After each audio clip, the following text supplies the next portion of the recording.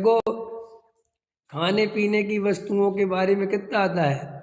सुदामा ने जब उनके गुरुजी ने चने दिए, पढ़िए वो कहानी, चने दिए कि भैया तुम जा रहे हो लकड़ी वकड़ी लेने जंगल में और लेट हो जाओ तो दोनों मिलके चने खा लेना। समझ में आया कि नहीं आया? कृष्ण को और सुदामा को चने दिए सुदामा को।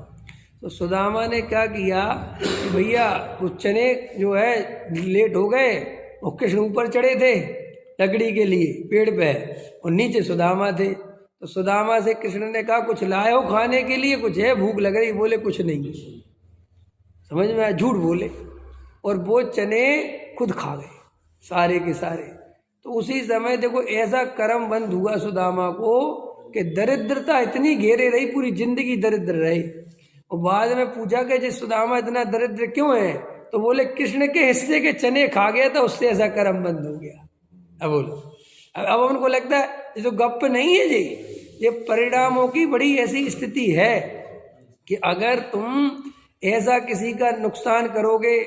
देखो भाई, जो सम्यक दृष्टि होता है वो तो कभी ऐसा करता ही नहीं, और जो मिथ्या दृष्टि होता है उसे शास्त्र की आज्ञा से ऐसा नहीं करना चाहिए। तुम जब सम्यक दृष्टि होगे तब होगे, ऐसा नहीं है कि मिथ्या दृष्टि को सब छूटे तुम कुछ भी करो। भाई तुम अगर मिथ्या दृष्टि हो और भले ही आत्मा को नहीं जानते तो भी तुम्हारा जीवन शुद्ध सात्विक तो होना ही चाहिए। न्याय नीतिवान तो एक हर मनुष्य का कर्तव्य है, उसे होना ही चाहिए। समझ में? हम कैसा, हमें भी सम्यक दर्शन नहीं है तो तुम्हें इसका मतलब नहीं कि तुम झूठ बोलो, इसका मतलब ये नहीं है कि तुम गलत रास्ते चलो। नहीं, सम्यक दर्शन नहीं है तो सम्यक दर्शन का पुरुषार्थ करो, ईमानदार बनो, न्याय नीति से जियो, मायाचार छोड़ो। ये जो छोटे छोटे कर्म बंद अपन को लगता है, छोटे छोटे परिणाम, ये कब कैसा कर्म बंद कराते हैं आपको पता नहीं चलता, और अपन को भरोसा नहीं आता कि ऐसा होता होगा, लेकिन रियल में होता है। कि कैसे? अभी जो वर्तमान में हमें कोई पाप के उदय चल रहे हैं, हमारे पास बहुत पैसा नहीं आ पा रहा है, हमारा शरीर निरोगी नहीं रह पा रहा है, हमारी काया सुंदर नहीं है, हमारे बाल बच्चे होशियार नहीं है, तो ये सब कर्म फिलॉसफी है। ये सब एक एक कर्म काम कर रहा है कि तुम्हें जैसी सुंदर देह नहीं मिली तो तुमने गारंटी से पिछले जन्मों में देह का वर्णवाद किया होगा। किसी को देह को देख के तुमने गिलानी, अभी अपन करते नहीं, जरा सा कोई काला शरीर देख, अरे रे कैसा बुरा लग रहा, अब तुमने तो बोल के निकल गए, तो भाई बोल के निकल गए तो इसका कुछ तो होगा प्रकृति में। तो प्रकृति में इसका है कि कोई बात नहीं, आओ बेटा एक दिन तुम्हें यही देह मिलेगी। इसलिए अपन को सावधानी पूर्वक किसी की निंदा नहीं करना। समझ में आ रहा है? किसी की बुराई नहीं करना, चुगली नहीं करना, चोरी नहीं करना, झूठ नहीं बोलना, जिनेंद्र देव के मंदिर में अवर्णवाद नहीं करना, गप नहीं मारना, और मंदिर में दर्शन पूजन करते समय किसी को डिस्टर्ब नहीं हो, ये पूरा ध्यान रखना। कई लोग मैं देखता हूँ विधान चल रहा होता है और ऐसे खर्राटे से आगे चले जाते हैं बिना सोचे समझे कि इतने लोगों का ध्यान मेरी तरफ जाएगा, लेकिन भैया वे अध्यक्ष हैं, वे VIP हैं, उनको कुछ फर्क ही नहीं पड़ता। अब अभी तो अध्यक्ष, लेकिन अगले जन्म में अध्यक्ष बनने लायक रहोगे नहीं, समझे? क्योंकि ये कर्म है ना तुम्हारे। तो अपन को यहाँ टोडामल जी साहब कहते हैं कि कर्मों की चर्चा पढ़ने से राग आदि बढ़ते नहीं है, अंदर में सावधानी आती है। समझ में? करना नियोग पढ़ना क्यों इसके लिए दे रहे। यहाँ कोई कहे कि कोई कथन तो ऐसा ही है, परंतु द्वीप समुद्र के योजन आदि का निरूपण किया, उनमें क्या सिद्धि है। अब समझ में आया कि नहीं? भैया इतना बड़ा समुद्र, इतने 2.5 द्वीप, इतना बड़ा कमल, फिर ये इससे क्या फर्क पड़ता है? उसका उत्तर देते हैं, उनके जानने पर उनमें कुछ इष्टनिष्ठ बुद्धि तो नहीं होती, इसलिए पूर्वोक्त सिद्धि तो होती है। पूर्वोक्त सिद्धि माने वही कि भाई उपयोग इधर उधर नहीं जाता। हम पढ़ रहे थे कि जम्मू द्वीप की कैसी रचना है, तो ध्यान लगा पढ़ रहे थे। एक तो ये बात, फिर आगे क्या कहते हैं, फिर वह कहता है ऐसा है तो जिनसे कुछ प्रयोजन ही नहीं है, ऐसे पाषाण आदि को भी जानते हुए वहाँ इष्टनिष्ठपना नहीं मानते, इसलिए वह भी कार्यकारी हुआ। उत्तर, सरागी जीव रागादि प्रयोजन बिना किसी को जानने का उद्यम नहीं करता। यदि स्वयमेव उनका जानना हो तो अंतरंग रागादिक के अभिप्राय बस वहां से उपयोग को छुड़ाना ही चाहता है। यहाँ उद्यम द्वारा दीप समुद्र आदिक को जानता है, वहाँ उपयोग लगाता है, सो रागादिक के घटने पर ऐसा कार्य होता है। तथा पाषाण आदिक में श्लोक का कोई प्रयोजन भाषित हो जाए तो राग आदिक हो जाते हैं, और दीप आदिक में श्लोक संबंधी कार्य कुछ होना नहीं है, इसलिए राग आदिक नहीं होते। यह आया समझ में? क्या टोडामल जी साहब क्या गजब के हैं। ये 300 वर्ष पहले का टोडामल जी साहब का, तो क्या कह रहे, इसका भी गहराई सुनो क्या कह रहे। टोडामल जी से शिष्य ने ये कहा कि साहब आप ये कहते हो कि दीप समुद्र आदि को जानने से, समझ में आया, राग नहीं होता, और अपन को साथ जानो तो अपन शांति से अपना जो है राग आदि से। तो उसने कहा शिष्य ने कि अगर ऐसा ही है तो फिर तो हम पत्थर ही को जान लें, पहाड़ों ही को जान लें जाके, क्या दिक्कत है? काय को दीप समुद्र नापते फिरे हैं, पर्दे पे जाके फिल्म ही देखाए। समझ में आया ना उसका तर्क? समझ में आया कि नहीं आया? कि भाई हमें राग ही देश नहीं करने ना, यही है ना आपकी बात। तो हम काहे को इतना बुद्धि लगा, हम तो बड़ी एक बीतराग भाव से फिल्म दिखाते हैं। समझ में आया कि नहीं आया? अथवा हम जाके पहाड़ दिखाते हैं, अथवा समुद्र में बैठ जाएंगे, समुद्र को देखते रहेंगे, पानी आएगा पानी जाएगा। हाँ, तो टोडामल जी ने जवाब दिया, वो सुनो क्या गजब जवाब है। अरे वो बड़ा गजब जवाब। टोडामल जी साहब ने कहा, सरागी जीव, सरागी माने हम, सरागी जीव रागादिक प्रयोजन बिना किसी को जानने का उद्यम नहीं करता लोक में। जैसे तुम फिल्म देखने जाओगे तो 300 रुपये वहां खर्च करोगे तो बिना राग के नहीं करोगे।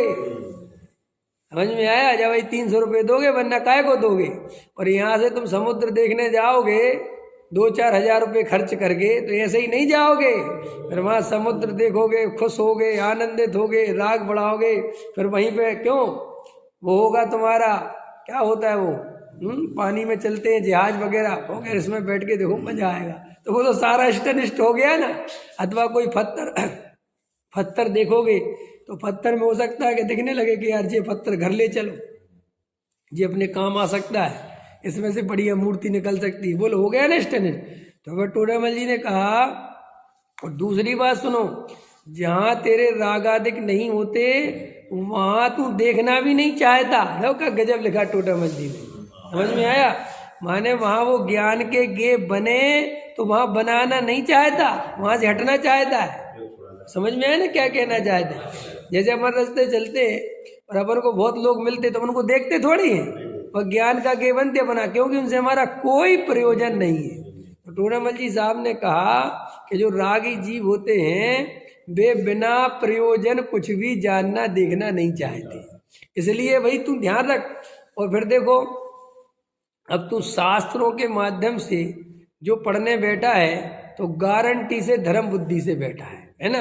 और फिर वहाँ दीप समुद्र जानेगा, सो वो दीप समुद्र यहाँ सामने तो है नहीं, वे तो जिनवाणी में वर्णन है कि भाई ऐसा है। तो स्वयं बुरामण समुद्र है, तो तुझे वहां जाने का तुझे पता है मैं जा ही नहीं सकता, तो इष्टनिष्ट बुद्धि नहीं होगी। पकड़ में आया ना? और लोग एक कार्यों में अगर लगेगा तो वहां 1 मिनट में इष्टनिष्ट बुद्धि होने में देर नहीं लगेगी। यदि स्वर्गादिक की रचना सुनकर वहां राग हो तो परलोक संबंधी होगा। ये भी लिखा टोडे में, चलो भाई स्वर्ग के संबंधी बात सुन ले तो हो सकता है स्वर्ग जाने का लालच आ जाए। परलोक संबंधी होगा, उसका कारण पुण्य को जानेगा। अब ये भी समझ लो, तो भी कोई ऐसे अनर्थ नहीं हुआ कि भाई स्वर्ग जाना है तो क्या करना पड़ेगा, पाप छोड़ना पड़ेगा। तो पाप छोड़ना पड़ेगा तो पुण्य लगे तो ही बढ़िया ही हो गया। बारे बट टोडामल जी ये कह रहे हैं कि तेरे लोक के कार्यों से तो उत्तम ही हुआ ना, कि भाई तूने पाप तो छोड़ा, कि भाई हमें स्वर्ग जाना है, तो लालच जग गया स्वर्ग पड़ गई, तो ठीक है भाई स्वर्ग जाना तो हिंसा छोड़ो, झूठ छोड़ो, चोरी छोड़ो, कुशील छोड़ो, परिग्रह छोड़ो, तब जा पाओगे। तो अपने आप ही वो आदमी को पापों से बचा लिया ना। क्योंकि ये कर्णानियोग आदि की ये चर्चा चल रही है कि जीव को, अभी वो नहीं चल रही आत्मानुभव वाली चर्चा। अभी वो मत लेके आ जाना कि साहब ये आप लोग तो निषेध के पूर्ण निषेध और दूसरे में। अभी तो यहाँ उपयोग की चर्चा चल रही कि कैसे अपने को इन धर्म कार्य में लगा के रखना। यदि स्वर्गादिक की रचना सुनकर वहाँ राग हो तो परलोक संबंधी होगा, उसका कारण पुण्य को जाने तब पाप छोड़कर पुण्य में प्रवृत्ते, इतना ही लाभ होगा। तथा दीप आदिक को जानने पर यथावत रचना भाषित हो, तब अन्य मतादिक का कहा झूठा भाषित होने से सत्य श्रद्धा नहीं। लोग सब दूसरा प्रयोजन भी सिद्ध हुआ कि उसने वो दीप समुद्र जाने, तो जो अन्य मती हैं जो कुछ भी बोलते रहते हैं, तो कम से कम उसको व्यवस्थित ज्ञान होगा, तो वो अन्य मतियों के श्रद्धान में तो नहीं जाएगा। जैसे वैज्ञानिक कुछ भी बोलते रहते हैं आए दिन, और फिर अपने स्टेटमेंट भी बदलते रहते हैं उनके तो रोज।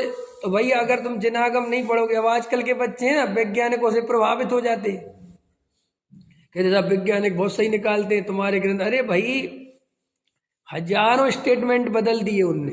कैसे? देखो पहले यही वैज्ञानिक कहते थे कि कोई पेड़ पौधे में जीव जंतु नहीं होता, सब बेकार की बात है, वो सब पागलपन लिखा है इन ग्रंथों में, ये बोलते थे। फिर क्या हुआ? कालांतर में जब खोज हुई और हुआ, तो इनके तो बाप का कुछ जाता नहीं, क्योंकि इनका बाप तो कोई है नहीं समझ में आया? भाई वैज्ञानिकों का कोई बाप थोड़ी होता है कि भाई आइंस्टीन का बाप न्यूटन है, न्यूटन का बाप आइंस्टीन, ऐसा तो है नहीं उनमें क्या हर स्वतंत्र है अपनी अपनी। भाई तुम रिसर्च करो, तुम रिसर्च करो, और वहां पे दूसरे की रिसर्च झुटलाने में बहुत मजा आता है कि भाई तेरी रिसर्च गलत थी, हमने सही करी। तो वहां तो कोई ऐसी परंपरा तो है नहीं कि भाई कोई किसी से बंधा हो। तो वहां तो भाई कोई एक बोल गया, एक सब्जी में पेड़ पौधों में कोई जीव नहीं होता, लेकिन आगे वाला वहां बंधा नहीं होता, उसने खोज करी कि भाई होता है कि नहीं होता, देखेंगे, और हो गया। तो ऐसे ही अपन को जो जैन धर्म में अपना भूगोल है, जो ये कर्म फिलॉसफी है, ये जो सूक्ष्म चर्चाएं हैं, इन पे अपन को कभी अश्रद्धा नहीं करनी चाहिए। अश्रद्धा करने से क्या होता है, अगर तुम इनमें अश्रद्धा करोगे तो तुम्हें आत्मा में भी अश्रद्धा होने लगेगी। ध्यान रखना, नहीं समझ में आ रही है? बहुत गहरी बात कह रहा हूं मैं कि अगर तुमने 2-4 बात है तो ऐसे ही लिखा है, अरे तो तुम्हें एक दिन ऐसा भी लगने लगेगा कि कुछ नहीं होता आत्मानुभव, कुछ नहीं होता वेद ज्ञान। अरे खाओ पियो मजे करो। पकड़ में आ रहा मैं क्या कह रहा हूं? कभी कभी लोगों को ऐसा होता है कि अश्रद्धा इतनी घेर जाती है। हमने आलू में किसने देखा जीव? क्या होता है आलू खाने से? खा लेंगे तो कौन सी आफत आ जाएगी। अब उसने जो, भाई हम खा लो तुम ये नहीं कह रहे, हम खाने के उसमें नहीं कह रहे, लेकिन तुम इस तरीके के शब्द मत बोलो। उसमें अनंत जीव हैं तो हैं, और आलू खाने से अनंत जीवों का घात होता है तो होता है। तुम्हें राग है तुम खा लो हमें, लेकिन तुम उसके वो मत करो कि नहीं होता। इससे केवल ज्ञान का वर्णवाद का पाप लगता है और कालांतर में मुक्ति मुश्किल पड़ेगी। ऐसे तुम कहते किसने देखे दीप समुद्र, किसने देखे कर्म, भैया ऐसे मत बोलो। सर्वज्ञ देव ने देखे, उनने ही बताया है। ये कोई अपने यहाँ वीतरागी मार्ग है, कोई रागी देसियों की रचना नहीं है, कोई कपोल कल्पनाएं नहीं है कि नाभि जी से ब्रह्मा पैदा हो गए हैं और पार्वती के मैल से गणेश जी पैदा हो गए। ये ऐसा जिन धर्म में ऐसी पोपाबाई का राज न थी है। एक देवता वरदान देते हैं और दूसरे संभालते फिरते। देखा तुमने? शंकर जी को उसमें ऐसा दिखाया कि उनको पता ही नहीं किसको वरदान देना है। नहीं, शंकर जी तो बिल्कुल दे ही देते हैं फट से।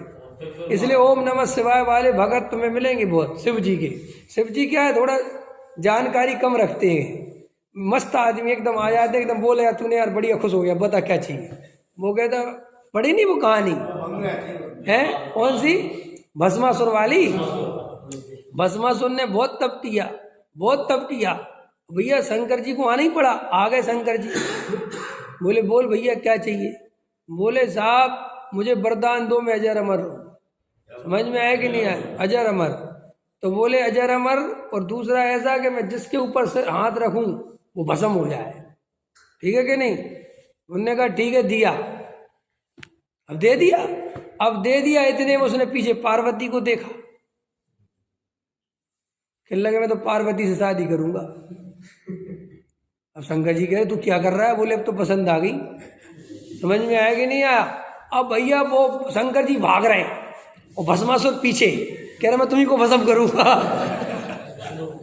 समझ में आया? अरे बड़ी गजब गजब की कहानी भाई। भले कोई मैं वो नहीं सुना रहा हूँ, कोई गप रियल ऐसी क्या घट रहा है। लेकिन अब क्या हुआ, एकदम से विष्णु जी सैया पे सो रहे हैं और एकदम उनको पास दूत आया, अरे साहब गड़बड़ हो गई है, वो शंकर जी भाग रहे, पीछे भस्मासुर भाग रहा है, क्या हुआ, ऐसे ऐसे हुआ। अरे यार शिव जी समझते ही नहीं, एकदम उठे वो अपनी सैया पे से, तुरंत सुंदर स्त्री का रूप रखा, समझ में आया कि नहीं आया, सुंदर स्त्री का रूप रखा और भस्मासुर गड़े शंकर जी के बीच में आके नाचने लगे, समझ में। तो वो एकदम भस्मासुर जो शिव जी के पीछे दौड़ रहा था, इतनी सुंदर स्त्री देखी तो वहीं फिर इनके पीछे पड़ गया, पर जे भाग रहे, समझ में आया। शंकर जी तो जाके बैठ गए कि भैया तुम संभालो